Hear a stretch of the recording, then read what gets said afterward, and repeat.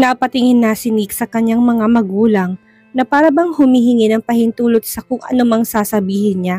Hindi nakaligtas yun kay Krisa na sa mga sandaling iyon ay may ibang kutob. Tila ba maitinatago sa kanya ang mga biyanan at asawa na halatang kakuntsaba pa ang anak nila. Ayaw nilang magalit sa kanila, pero hindi na naman niya mapigilan ng kanyang sarili dahil pakaramdam niya ay pinagkakaisahan siya at pinagkakatuwaan sa sakit na kanyang pinagdadaanan ng kanilang buong pamilya. She is dying, Chris. May taning na ang buhay niya. Bilang na ang mga araw niya. Gusto ko lang siyang bigyan ng bulaklak sa huling pagkakataon na babaunin niya sa kanyang pag-alis. Pagkatapos naman ng araw na yun, wala na. Tapos na. Hindi humihingan diretsong tura ni Nick na nakatingin kay Krisa. Nagulat at ilang segundong parang tumigil sa pag-inog ang mundo ni Krisa sa narinig. Yun pala ang dahilan. Pero sana maayos na sinabi sa kanya nang hindi siya naging bayolente ang reaksyon. Alam din naman ito ang iringan nila noon na palaging inaagaw sa kanya ang atensyon. Saglit na kinain si Krisa ng konsensya, ngunit hindi noon nagawang matalo ang sakit na naramdaman niya na mas sumidhi pa. Tama ang sinabi ni Nick, hindi sa kinakampihan namin si Nelia, Krisa. Backup ni Mr. Bentacourt. Nagsisisi rin siya na hindi niya pa sinabi ang totoo sa manugang noong pumunta sa kanyang opisina. Ganon din ang nararamdaman ni Mrs. Bentacourt na alam din ang tungkol doon. Sana binanggit na lang niya noon na nag-shopping sila, wala sanang gulong sumisiklab ngayon. Totoong malapit na ang... Pero hindi pa rin po makatarungan sa akin ang ginawa ng anak niyo, Daddy. Puno na sakit na wika ni Krisa, natabunan ng kumikirot na eksena sa kanyang isipan ang kanilang mga sinabi.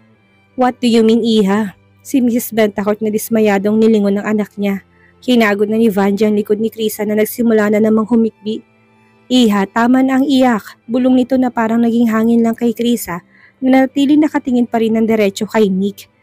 Nang mga sandaling yun, maubusan ka na ng tubig. Anong ginagawa mo sa kanya, Nick? Sabi na hindi naman magre-react ng ganyan si Krisa. Hindi siya ganun kababaw lang. May baka pang kasalanan? Ahaw na sa upuan ng ginang na hinarap ang anak. Napatayo na rin si Mr. Bentacourt at pilit na kinakalmang kanyang asawa. Sumagot ka. Anong ginagawa mo sa asawa mo at ganyan siya kung mag-react kahit pa sinabi mo ng tunay na hangarin mo sa ospital? Diin pa ng ginang na may kasama ng panduduro sa sariling anak. Mommy, tinulak niya po ako sa gilid, Mommy. Para lang daluhan niyang una si Nelia.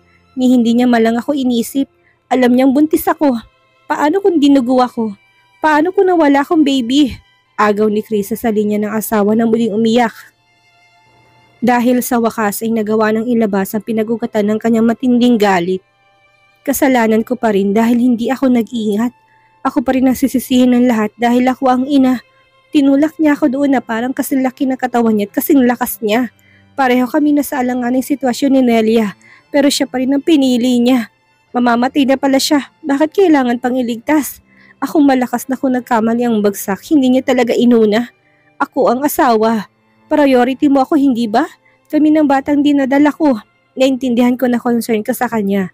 Pero ako ng asawa mo. Hindi pa rin ba ako entitled na mag-react ng ganon? Dapat chill lang. Dapat ako pa rin na magbibigay ng malawak na pag-unawa sa magulong sitwasyong iyon, ha? Attorney, pinalis niya ang luha para mas maging malinaw ang rehistro ng mukha ni Nick na wala nang masabi kahit na makailang beses na ibinuka ang bibig. Nagtangkang muling magpaliwanag. Nauunawaan na ni Nick ang sitwasyon. Yun na mas lalo nagpalala at nagpalabas pala ng galit at hinanakit ng asawa niya. Diyos ko naman, Nick, hindi ka talaga nag-iisip. Bakit mo siya tinulak? Gigil na tura ni Mrs. Bentacourt na agad hinarangan ng asawa sa aknong pag-atake sa anak na pihadang mas malilintikan dito. Sana niyakap mo na lang ako. Titigil naman ako sa pag-alburuto ko doon kung niyakap mo ko. Makikinig ako sa'yo. Hindi tinulak mo ko. Kami ng anak mo. Bakit nataranta ka? Paano naman ako, Nick? Paano ako? Kami. Sa dami na salitang nasabi ni Nick kanina sa asawa sa pagkakataong iyon, ay biglang tameme siya. Gusto niyang balikan ang araw na iyon, partikular na ang tagpong iyon. Hindi na siya matataranta. Si Chris ang uunahin niya. Nataranta lang naman siya dahil sa nabunot ang karayom sa kamay ni Nelia, nang dahil sa panlalaban niya at sa biglaang pangingisay nito. Kung sasabihin pa niya yon, wala pa rin naman siyang ligtas. Sa huli, kasalanan pa rin niya ang lahat ng ito. Ano? Bakit hindi ka makapagsalita? Sumagot ka. Ipagtanggol mo sarili mo ngayon. Nanabang ang paningin ni Vanji kay Nick kung kanina kampi pa siya dito. Ngayon ay hindi na. Hindi niya nito kayang ipagtanggol pa.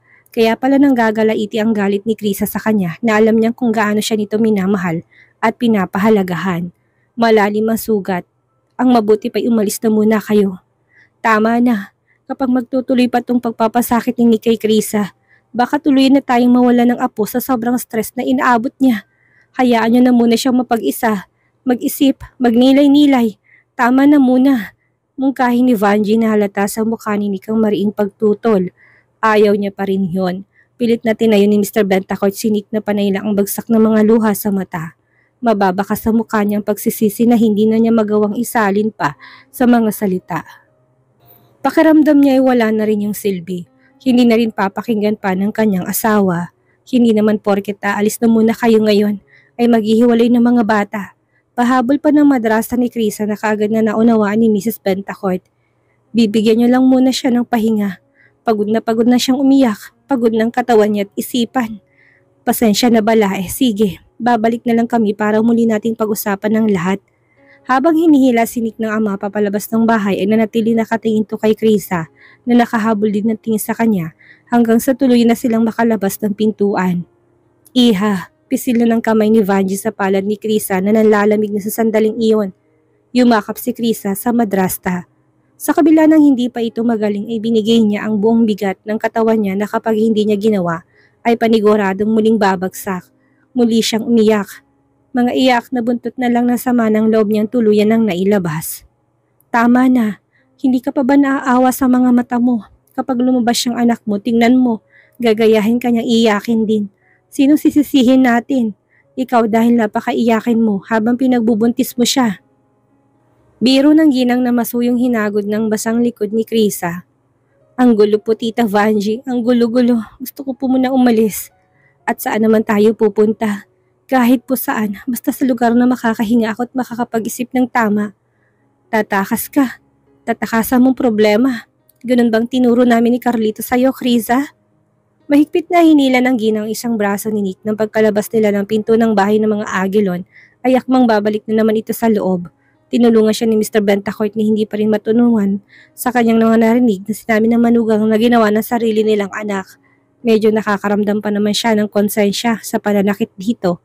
Pero mukhang kulang pa nga yata yun. Dapat nabugbugin pa niya ang anak nang makabawi naman sa lahat na katarantaduhan nitong mga ginawa. Nagiinit tuloy sobrang ulo niya dahil ni minsan hindi niya nagawang saktan ang sarili niyang asawa. Stop Nick, tumigil ka na muna. Bingi ka ba? Hindi ka ba marunong umintindi? Sigaw na ni Mr. Bentacourt na hindi na napigilan ng init ng ulo sa anak. Kung magwala ito tumiyak akala mo hindi nakasakit ng asawa. Doon siya mas naririndi. Enough! Ayoko na makita ka umiiyak. Gagawa-gawa ka ngayon ng katarantaduhan tapos magiging ganyan ka? Sana nag-isip ka na munang mabuti bago mo siya tinulak. Dad, kaya nga ako babalik sa loob. Kakausapin ko siya. Kailangan lang namin mag-usap. Maunawaan niya naman ako. Muling mapapatawad. Hindi niya ako kayang tiisin. Mahal niya ako at saka hindi ka niya pakikinggan. Kita mo ngang suko hanggang langit ang galit sa'yo. Hayaan mo muna siyang magpahinga sa sobrang pagod na ibinigay mo at na makapag-isip. Kasalanan mo rin gago ka kasi. Hindi pa rin doon nagpatinag si Nick na makailang beses na umalma, ngunit hinarangan pa rin siya ng mga magulang niya. Pilit na pinigilan na muli siyang makabalik sa loob ng bahay ng mga Aguilon. Huwag mong pairali ng katigasan ng bungo mo, Nick. Kanina pa ako nagtitimpi at napipikon sa'yo. Marahas na itinulak ni Mr. Bentacourt ang anak na nagpalugmok na sa lupa na malapit sa may gate. Panay pa rin kasi ang pilit nitong bumalik sa loob ng bahay. Hindi nila alintana ang iskandalong ginagawa nito. Isa pa at babalian na kita ng buto sa binti. Nang marinig ni Mr. Celis ang kumusya ng mag-anak ay napalabas na siya ng sasakyan. Walang paalam na pumasok na ng gate kahit walang sino man ang nag-imbita sa kanya dahil mukhang may away ang mag-ama ng kaibigan niya. Kilala niya magalit at bago pa masaktan ng anak ay sumabat na. Gilier, ano problema at nagagawa mo saktan si Nick? Napaangat ng mga mata ni Nick sa lalaki hindi niya inaasahang makikita niya doon. Wala man tong kasalanan sa kanya pero napatiimbagang siya at napakuyom ang mga kamaong tumayo. Wala anumang salitang namutawi sa bibig niya. Ngunit batid niyang narito na naman ito dahil may kailangan sa kanya. Isa rin ang matanda sa naging panira sa relasyon nilang mag-asawa. Dinala pa niya sa bansang anak na si Nelia. Kung kaya naman muli nagkandaleche-leche ang buhay nila. Napaka-manipulative nito. What the? Ano nangyari sa mukha mo, iho? Bakit naman puro sugat at pasaka? Gilier, wala tong kinalaman sa'yo, Mando. Kung kaya, wag mo kaming pakialaman. Malamig na tura nitong aminin niya man o hindi. Biglang sumama ang loob niya ngayon sa kaibigan dahil sa mga nangyayari. Mrs. Bentacourt, saka na lang tayo mag-usap, Mando. Pagod na kami. Hindi ito ang tamang panahon. Nabitin sa ere ang mga sasabihin pa sana ni Mr. Salis. Ang kaibigang si Guillermo nagsabi sa kanya na maghintay sa labas ng bahay. Ni hindi niya alam kung ano ba talagang mga nangyayari sa kanila. Nilagpasan siya ng mga anak na lumabasan ng bakuran ng mga agilon na para bang pasan ang buong mundo. At ang lahat ng problema ay nakaatang sa magkabilang mga balikat nila. Naging curious pa siya.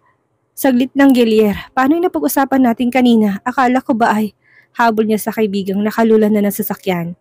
Nahuhulaan niya may problema silang pinagdadaanan pero hindi na siya makapaghintay pa na makitang sariling anak at makausap. Pwede bang tatawagan na lang kita kung kailan ako pwede? Huwag kang dumagdag ngayon, Mando. Pero hinarap na ni Mr. Salis sinik na pilit na pinasasakay ng kanyang ina sa passenger seat na kotse. Matapos kunin ng ginang ang susi ng sasakyan ng sariling anak. Siya ang magmamaneho nito patungo ng mansyon dahil kung hindi nila yun gagawin, baka hindi nila mapigilan ang anak na manggulo pang muli.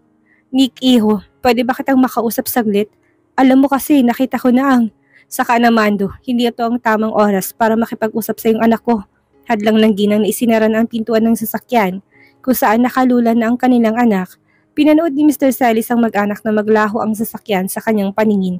Naiwan siya doon, hindi malaman kung ano ang gagawin. Bumalik siya sa loob ng kanyang sasakyan. Pinagmasdan niya ang kwintas na muli niyang nahawakan. Isinandal niya ang likod sa backrest ng upuan matapos na muling sumulyap sa bakuran ng bahay na nasa harapan niya.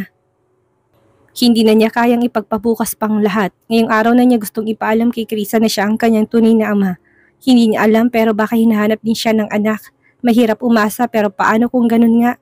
Naghahanap din ito. Beverly, anong gagawin ko? Tulungan mo naman ako magdesisyon. Gusto ko nang makilala ako ng ating anak. Babawi ako sa kanya. Ibibigay ko lahat ng pangangailangan niya. Kailangan kong bumawi sa maraming taong pagkukulang ko bilang ama niya. Bulong niya sa hangin na dinala ang kwintas na yon sa kanyang dibdib na naninikip na muli. Bigyan mo ko ng lakas, Beverly. Please. Paulit-ulit na dumaan sa kanyang isipan ang sinabi ng kaibigang si Giliar na hindi yun ang tamang panahong pumasok siya sa buhay ng kanyang anak dahil kamamatay lang ng nagpalaking ama. Pero kailan niya pa yun gagawin? Kailan ang tamang panahon para doon? Marami siyang kailangang ipaliwanag sa anak. Sa dami noon hindi niya na alam kung saan siya magsisimula. Isa pa, hindi porket nasabi niya ay kagad na matatanggap siya nito. May mga bagay pa siyang mapasama sa loob nito sa kagustuhan niyang mapaligay ang batang inarugan niya na hindi naman niya kadugo. Paniguradong isa yun sa magiging pundasyon ng pagkasuklam ni Krisa sa kanya na kailangan niyang paghandaan din. Bakit ko ba siya pakikinggan? Alam ko na ang tama. Basta na nga lang niya kung iniwan dito gayong ang sabi niya isasamahan niya ako sa libingan ng kinikilalang ama ng anak ko. Ako ang masusunod kung kailan. Ako ang ama. Bakit ako magpapadikta sa kanya? Wala siyang pinakaiba kay Carmelita. Buo ang loob na bumaba si Mr. Salis ng sasakyan. Ilang beses na muling sumulyap sa loob ng bakuran. Tumingkayad pa siya upang makita lang kung bukas ba ang pintuan ng bahay nila o may tao pa ba sa labas. Wala nang atrasan, Mando. Kaya mo yan. Ano man ang mangyari, ayos lang dahil naging matapang ka't nagawa mo ng harapin ang iniwan mo malaking blessing sa nakaraan mo na nagawa mong talikuran. Alo niya sa kanyang sarili na ilang beses na huminga upang paluwagin ang dibdib bago mag-doorbell. Bahagyang kumalma na si Krisa, nakaraang marinig ang ugong ng mga sasakyang umalis na sa kanilang bakuran. Alam niyang wala na doon ang pamilya ng kanyang asawa, dahan-dahan silang naupo ng sofa ni Vanji. Ang pagkawala ng kanyang ama ay alam niyang malaking dagok sa kanila ng kanyang madrasta kung kaya naman kailangan niyang alalayan din ang nag-iisa at natitirang kapamilya niya, si Vanji. Nasanay kasi silang kasama si Carlito. Araw-araw sa hirap at ginhawa. Nabalikan pa ni Krisa ang tunay na dahilan kung bakit siya lumapit kay Nick dati, kung bakit nilunok niya ang kanyang pride. Ang kinikilalang ama ang dahilan noon dahil sa takot na makulong ama nang dahil sa ex niyang si Alex. Pwede nating ibenta ang bahay na ito, Krisa. Feeling ko kasi kapag dito pa tayo titira, parang habang buhay tayong malulungkot. Anang babae na nag-sink in na ang pagkawala ng asawa. Hindi niya pag-aanong maramdaman ang sakit dahil marami silang mga kasama kanina. At nadama na niya ng mga sandaling iyon na silang dalawa na lang ni Krisa ang nasa bahay. Pwede mong itabi ang mapagbibentahan nito. Pandagdag sa puhunan ng music center O kung hindi naman ay magagamit mo kapag may mga emergency na pangyayari. Ito lang ang mariing iniling ni Chris ang kanyang ulo. Hindi siya papayag na ibenta ang bahay ngayon. Ito na lang ang tanging alaala ng kanyang ama. Kapag narito siya, pakiramdam niya kasama niya si Carlito. Nasa hangin pa ng loob ng kanilang bahay ang natural nitong amoy na pabango. Hindi po tita, hindi natin ibebenta ang bahay na to. Kapag ginawa natin yun, parang sinabi nating ayaw na nating alalahanin pa si Papa kahit na kailan. Tapos na umiyak si Krisa. Ang madrasa naman ngayon ang bumabaha ang mga luha, kung kaya siya naman ang taga-alo. Iniisip mo ba na iiwan kita porket wala na si Papa? Hindi tita, kung nasan ako'y nandun ka. Doon tayo sa maliit na apartment ko kung ayaw mo dito. Kung paano mo ko inalagaan ng bata ako. Kahit na hindi mo naman ako kadugo, ibabalik ko yun sa'yo. Babawi po ako tita. Tinitigan ni Vanji ang mukha ni Krisa. Nababasa niyang desidido itong kupkupin siya. At nang dahil doon ay mas lalo pang dumoble na ang buhos ng kanyang mga luha. Iha, soon, bubuo ka na rin ang sarili mong pamilya. Kahit na gaya na sinabi ko, Tita Vanji, kung nasaan ako ay naroon ka. Sasamahan mo ko. Hindi ka ibang tao, tunay na inanturing ko sa'yo. Hindi porket wala na si Papay, aabandonahin na kita sa kung saan. Hindi niya ako ganyan pinalaking dalawa ni Papa, hindi ba? Nasa gitna sila ng masinsinang pag-uusap nang marinig nila ang pagtunog ng doorbell. Makahulugan na silang nagkatinginan. Ang unang pumasok sa isipan nila ay si Nikion, bumalik, malamang upang pilitin na naman siya nitong makausap at tumingin ng tawad muli. Baka sinik lang yun, hayaan mo siyang manigas dyan sa labas. Tingnan mo na Iha, baka hindi naman siya yan. Hindi na hayaan ng magulang niyang maiwan, kaya sigurado kung ibang tao yan. Mungkahin ni Vanji sa kanya. Napilitan si Chris ang tumayo upang sundin ang utos sa kanya. Tama nga naman, saka base sa itsura nila kanina, paniguradong hindi nila kukonsintihin itong magpaiwan at guluhin siya. Sila na nga ang kumaladkad paalis eh. Matapos na tumikim at punasan ng tissue ang muka, ay pumunta na sa pintuan si Krisa. Hindi lang umasim, literal na nandilim na naman ang paningin ni Krisa. Nang makita niya kung sinong nasa harapan ng kanilang bahay, mabilis siyang lumabas matapos na lingunin ang madrasang nakatingin sa screen ng cellphone niya. Nasa may gate kasi si Mr. Celis na kahit bukas ito, ay piniling huwag pumasok. Ano kung kailangan niyo? Wala na dito mga benta court. Kanina pa sila umalis. Sambit niyang paismi na hinarap ang matanda. May respeto pa rin naman siya dito kahit na masama ang anak nito. Nang maisip na mamamatay na si Nelia ay medyo nakaramdam siya ng awa at konsensya. Hindi naman siya masamang tao na walang pakialam sa mga taong malapit na. Hindi silang sadya ko. Ikaw. Tugon ni Mr. Celis na pilit na huwag bumagsak ang mga luha. Titig na titig ang mga mata niya sa mukha nito na habang tumatagal ang tingin niya ay mas lalo pang nagiging kamukha ng babaeng sobrang minahal at kinabaliwan niya dati. Hindi maiwasang magpanik ni Krisa nang marinig yon. Hindi kaya namatay na si Nelia at kakausapin siya nito dahil nalaman nitong himamatayin na nga ang anak ay nakuha pang sakta nito. Inilingan niya ang mga mata, naghanap ng mga mobile na pulis na kanilang kasama. Wala naman ni isa noon pero hindi niya pa rin mapigilan na magkaroon ng pagkabahala na. Pasok po muna kayo sa loob. Alok niya na matapos sabihin na isip na hindi niya dapat yung ginawa. Ngunit hindi naman niya yun mabawi pa sa matanda. Tahimik na sinundan ni Mr. Celis ang mabagal na hakbang ni Krisa. Naburo ang kanyang mga mata sa paa ng anak na mabagal na humahakbang. Kung agad niya itong nahanap noong bata pa ito, sana nasubaybayan niya ang kanyang paglaki mula sa unang hakbang nito hanggang sa pagtawag sa kanya ng daddy. Napuno pa ng luha ang kanyang mga mata dahil sa isiping iyon. Matagal na panahon niyang tinikis ang kanyang sarili. Kamakailan lang natauhan. Pasimple niya yung pinahid upang wag makita ni Krisa. Ayaw na makita nito ang luha. Iha, sino ba yung dumating at ang tagal mo yata sa labas? Nalipat ng mga mata ni Vanji kay Mr. Celis na nasa likuran ni Krisa. Si Mr. Celis po tita. Oh, tanging reaksyon lang nito na muling ibinalik ang tingin kay Krisa. Bakit? Hindi siya sumagot. Hindi niya rin kasi alam. Basta kabado na siya sa kung ano man nasasabihin ni Mr. Celis na mukhang mahalaga. Hindi siya nito sasadyain kung pipitsuging panunumbat lang ang gagawin nito nang dahil sa ginawa niya kay Nelia o baka yun ang sadya talaga nito? Una sa lahat, gusto kong humingi ng pasensya kung sobrang late ko na nalaman na pumanaw na pala ang padre di pamilya niyo. Hindi ko man lang nagawang makapagpasalamat sa kanya. Makahulugang nagkatinginan na muli sina Krisa at Vanji. Nagtataka na sila sa lalaki. Maupo po kayo, kukuha lang ako ng maiinom. Si Krisa na kaagad na tumalikod upang magtungo ng kusina at kalmahin ang kanyang sarili. Hindi niya alam, iba ang kaba niya dito. Ilang minuto lang siyang natagalan doon at lumabas na rin naman agad. Ganun talaga, una-unahan lang yun. Narinig ni Krisa na wika ni Vanji. Si Carlito pa rin ang naging paksa ng kanilang usapan habang walang babae at nasa kusina. Kailangan tanggapin na lang. Sobrang nahirapan na rin naman siya. Ayos na yun. Tsak na masaya na siya. Muling naupo sa harapan nito si Kriza matapos na ilapag ang kanyang dinalang inumin para sa hindi inaasahang bisita. Bumaling na sa kanya si Mr. Celis na para bang ang daming nais na sabihin sa kanya. Pinagmasdan niya ang galaw ng Adam's apple nito nang dahil sa sunod-sunod na lunok ng laway. Ba't niyang ganun ang ginagawa ng karamihan ng mga lalaki kapag kinakabahan at may nais na sabihin sa kanilang kaharap. Idagdag pang hindi mabasang emosyon ng matanda na nakabalandra sa muka. Alam kong maling panahon at pagkakataon pero gusto na kitang kausapin ngayon tungkol dito. Muli nagkatinginan ng dalawang babae, lalo pang naguluhan at kinabahan si Krisa. Pakiramdam niya talaga ay may kinalaman niya sa ginawa niya. Kay Nelia, kakasuhan ba siya nito? Makikipagkasundo? Tungkol po ba saan, Mr. Celis? Tungkol po ba sa nangyari sa anak niyo si Nelia? Una ni Krisa dahil ayaw na niyang marami itong pasakalye dahil pinapahirapan lang itong kanyang mga sarili.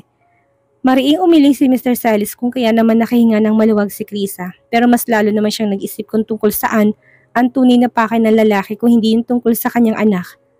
Ano kasi iha? Napahagod na ito sa kanyang batok na parang kinakabahan. Ako ang iyong, hindi magawang sabihin ng diretso yun ni Celis, lalo pat nakatingin na ng malalim sa kanya ang anak. Ang mga mata nitong nakaburo sa kanya ay parang mga mata na ni Beverly na binabasa siya. Bagay na lalo sa kanya nagpakaba at nagpamiss ng sobra sa babaeng kailanman hindi makakalimutan. Sabihin niyo na po, ano po ba talaga ang pakay niyo sa akin? I mean sa amin. Dinukot ni Mando ang kwintas na nasa loob ng kanyang bulsa. Baka kapag ipinakita niya yun ay maalala ni Krisa, hindi kaya naman ay mahulaan kung sino siya sa buhay niya. Pinatong niya yun sa center table. Mula sa mukha ng matanday lumipat ang mga mata ni Krisa doon. Gumugol pa ng ilang minuto bago naging malinaw kay Krisa kung anong bagay na inilapag ni Mr. Celis. Naikiling niya na doon ang ulo. Natatandaan niyang hindi na niya mahagilap ang kwintas na yon sa pawn shop. Kaya nagtataka na siya kung bakit naagawang makarating nun sa mga kapay ng hinahanga ang musician na nasa harapan niya. Bakit po nasa inyo ito? Tayo na niya at dinampot ng kwintas na nanginginig ng palad. Nang dumikit yun sa kanyang balat ay biglang naluluha na naman siya. Hindi sa kalungkutan ko hindi nang dahil sa sobrang saya niya. Ang buong akala niya hindi na niya muli pang makikitang bagay na ito na tanging alaala ng ina niya. Ang tagal ko na po nitong hinahanap. Napilitan akong dalhin sa pawn shop at isang dahil natigilan na si Krisa nang ilipat ang mga mata mula sa kwintas patungo na naman kay Mr. Celis. Hindi dahil sa sobrang natouch siya, kung hindi dahil sa sinabi nitong kinanutol na ng mga sasabihin niya pa sana. Dahil kaming dalawa ng mami mo ang nagbigay ng bagay na yan bago ko siya noon iwan. Parang binuhusan na ng malamig na tubig ang buong katawan ni Krisa. Humigpit ang hawak niya sa kwintas. Tila nabingi siya sa binitawan nitong salita. Anong pinagsasabi ng lalaking to? Hindi niya na kailangan pang magtanong. Alam na niya ang sagot pero dinedeny lang ng kanyang utak dahil ayaw niyang paniwalaan ang kanyang mga nalaman. Ayaw tanggapin ang kanyang isipan ng aaring ito ako ang tunay mong ama, Chris. Parang blankong papel lang naging mukha ni Krisa, maputla at walang kahit na anong emosyon. Wala siyang maapuhap na anumang mga salita sa panibagong pasabog na matandang kaharap nila. Ako ang nagbigay ng pangalang Krisa sa'yo at ng palayo na Chris. Ako ang daddy mo, iha. Parang itinulos sa kanyang kinauupuan si Krisa. Hindi maproseso ng utak niya. Yun ang tuluyan niya nang sabihin. Hindi niya napaghandaan na sandaling iyon, napasinghap na siya. Totoo ba yun? Siya ba? Si Mr. Celis ang matagal na niyang hinahanap na ama? Kung gayon ay magkapatid silang dalawa ni Nelia? Hindi, imposible. Wala siyang kapatid na baliw. Kailanman hindi niya matatanggap na kadugo ito. Unti-unting lumuhod si Mr. Celis sa kanyang harapan na nagpatayo na kay Krisa. Pangalawang lalaki na ng matandang lumuhod sa kanya ngayong araw at parehong puro pasakit ng ibigay at dala nila sa buhay niya. Hindi yan totoo. Hindi kayo ang tunay na ama ko. Hindi ikaw ang daddy ko. Huwag kang sinungaling. Ano naman po bang kalokohan nito, Mr. Celis? Pwede po bang tumayo na kayo dyan? Hindi ito totoo. Kahit magpa-DNA test pa tayo, iha, papatunayan ko anak kita kay Beverly Barcelo. Nang marinig ni Krisa na banggitin itong pangalan ng kanyang tunay na ina, ay nangihina siya na paupo. Walang sino man na nakakaalam ng pangalan ng ina kung hindi ang kanilang pamilya lang. Si Carlito at Vanji lang yun. Maging kay Nika hindi niya yan nabanggit. Tapos kilala to ni Mr. Celis. Ayoko. Hindi kita matatanggap na ama. Maring iling niya na para bang desidido na sa kanyang sinabi. Mananatiling anak ako ng isang Carlito Aguilon. Kailanman hindi kita tatanggapin sa buhay ko. Krisa, sige sabihin na natin na anak mo ko, ikaw ang ama ko. Naman akong talent mo. Ipagpalagay na totoo. Dire-diretsong wika ni Krisa hindi kumukurap ang mga mata.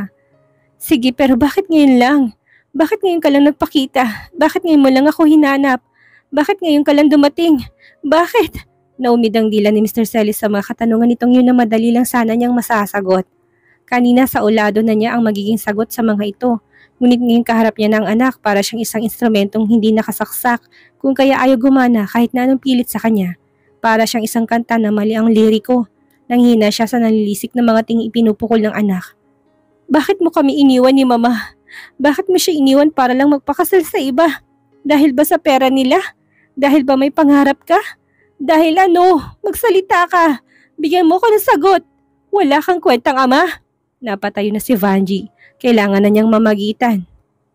Sobrang stress na ang inaabot ni Krisa sa araw na yon. Natapos na nga siya sa kanyang asawa, tapos may panibago naman ngayon. Mr. Celis, mawalang galang na. Pwede bang bumalik na lang kayo sa ibang araw? Ani ang hinarap na si Chris at niyakap niya ng mahigpit. Makakasama sa ipinagbubuntis niya ang presensya mo. Mabilis na tumayo si Mr. Celis, mabilis na pinali sa mga luha. Alam ko mahirap tanggapin pero yun ang totoo. Atras nito na para bang takot na masaktan ng anak. Sige, babalik na lang ako. Pasensya na kung nakadagdag pa ako sa problema. Tumalikod na si Mr. Celis at mabilis na tinungo ang pintuan. Napagtanto niya na marahil ay kaya ganun na lang ang galit ni Gelier sa anak kanina. Ay may nagawa na naman ito kay Krisa. Huhulaan niya yung pagtungo ni Nikyon sa ospital para kay Nelly ang ugat noon. Tita, ang gulo-gulo na po talaga ng buhay ko. Ayaw mo pa rin po bang umalis na muna tayo? Puno ng awang hinaplos na ni Vanji ang mukha ni Krisa. Awang-awa na siya dito. Sige, umalis na muna tayo. Saan mo gustong pumunta? Mula ngayon ay susuportahan kita sa lahat ng gusto mo. Susuportahan kita at palagi ako mananatili sa tabi mo, Krisa. Ano ang mangyayari ngayong alam na ni Krisa ang pagkatao ng tunay niyang ama? Matuloy kaya ang gagawing paglayo ni Krisa para takasan ng gulo sa buhay niya? Yan ang ating aalamin sa susunod nating kabanata.